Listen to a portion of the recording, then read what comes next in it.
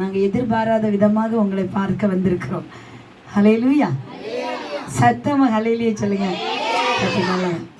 ஒரு ஊரில் ஒரு ராஜா இருந்தாராம். அவர் ஒரு நாள் அந்த ஊரை பார்க்கறதுக்காக அந்த இடத்தை விட்டு அப்படியே சுற்றி சுற்றி வந்தார். வரும்போது அங்கே ஒரு குயவன் மண் பாண்டங்களை செய்வாங்க தெரியுமா? பார்த்துருக்கீங்களா? பானை செய்வாங்க தெரியுமா? பார்த்துருக்கீங்களா? அந்த மண் பாண்டம் செய்கிற அந்த மனுஷனை பார்த்தாராம். கொஞ்ச நேரம் அதில் போய் நின்றுட்டு அந்த மண் பாண்டம் ஒவ்வொன்றா அந்த ஆள் செய்துகிட்டே இருக்கிறாரு. அந்த குயவன் அதை அப்படியே வணைஞ்சிட்டே இருக்காங்க, பார்த்துட்டே இருக்காரு. ஒவ்வொரு பாத்திரமா வணைஞ்சி வச்சுட்டே இருக்காங்களா. ஒரு நிமிடம் அந்த இடத்துல நின்றுட்டு ஒரே ஒரு பாத்திரத்தில் என்ன மண்பாண்டத்தில் தன்னுடைய கையை அப்படியே பதிய வச்சாராம். அப்போ என்ன செய்யும்? கையை அச்சு அப்படியே பதியுமா? ஏன்னா மண்பாண்டம் அப்படியே செய்துட்டு இருக்க டைமா அப்படியே பதிஞ்சிட்டு அவர் போயிட்டார். அப்படியே பாதிட்டு போயிட்டார். இந்த மண்பாண்டம் செய்வார்ல குயவன், அவர் என்ன செய்தார் தெரியுமா? இந்த ராஜாவுக்கு கைப்பட்டுல அந்த பானையை எடுத்துட்டு போய் எல்லாரும் கூவி சொன்னாராம், ராஜா கைப்பட்ட மண்பானை யாருக்கு வேணும்? ராஜா கைப்பட்ட மண்பானை யாருக்கு வேணும்? அப்போ என்ன செய்வாங்க? ஜனங்கள் வாங்குவாங்க. எல்லாருமே முந்தி அடிக்கிறாங்க, எனக்கு வேணும் எனக்கு வேணும் எனக்கு வேணும். பாத்திரங்கள் நிறைய இருக்குது குயவன்கிட்ட. ஆனால் அந்த குயவனுடைய பாத்திரம் எல்லாம் 50 ரூபா போகும், இல்லை 100 ரூபா போகும், அவ்வளோதானே போகும், அவ்வளோதான் போகும்.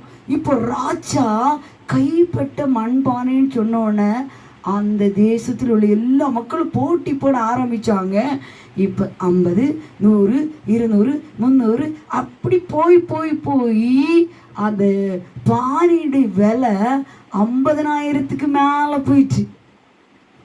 எதுக்காக? எல்லாம் பானை தான். ஆனால் ராஜா கைப்பட்டதினால அந்த பானையுடைய விலையே ஒரே போயிடுச்சு. அப்படிதானே? அப்போ பாருங்க, அதே மாதிரிதான் இயேசு ராஜாதி ராஜா. இயேசு யாரு? ராஜாதி ராஜா. அவர் கை மட்டும் நம்ம மேல பட்டுன்னு வச்சிருங்க, உங்க விலையே வேற. ஹல்லேலூயா சொல்லுங்க. அப்படிதானே?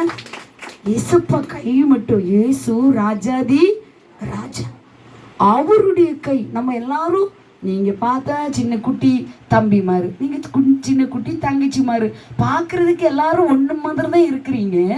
ஆனா இயேசு ராஜாவுடைய கை மாத்திரம் உங்க மேல பட்டுட்டுன்னு வச்சிருங்க, உங்க படிப்பு மாறும், உங்க சூழ்நிலை மாறும், உங்க குடும்பம் மாறும், உங்க ஓலை குடிசையெல்லாம் மாறி நீங்க டெரஸ் எல்லாம் விற்க ஆரம்பிப்பீங்க. உங்க சூழ்நிலையே மாறி உன்னத இடத்துல நீங்க வருவீங்க. உங்க வேலையை என்ன செய்யும்? மாறு. இப்போ படிக்கணும்னு தெரியல, நான் தூட்டு போறேன். இந்த வருஷம் எக்ஸாம் நடக்குது பார்த்தீங்களா? அப்போ என்னால் மேக்ஸ் புரியவே இல்லை அப்படின்னு நீங்கள் ஒருவேளை நினச்சிட்டு வந்திருக்கலாம். சயின்ஸு புரியவே இல்லை, சோசியாலஜின்னு அந்த டீச்சரை பிடிக்காது அப்படி ஒருவேளை நினச்சிட்டு வந்திருக்கலாம். ஆனால் இன்னைக்கு ஏசப்பா உங்கள் மேலே கையை பதிய வைக்க போகிறாரு. நீங்கள் மாற போகிறீங்க. எத்தனை பேர் விரும்புறீங்க ஏசப்பாடைய கை என் மேலே வைக்கப்படணும்? அப்படி ஒரு நிமிடம், இது ஒரு குட்டி கதை தான். ஆனால் அந்த உண்மையிலே சொல்கிறேன், மற்ற ஆட்களை விடவோ ஆண்டவராக இயேசு கிறிஸ்து உங்கள் மேலே கையை வச்சா உங்கள் மேலே வித்தியாசம் உள்ளவங்க மட்டும் நீங்கள் ஒரு நிமிடம் முழங்கால நிற்பீங்களா? முழங்கால் நிற்க தெரியுமா? ஏசப்பா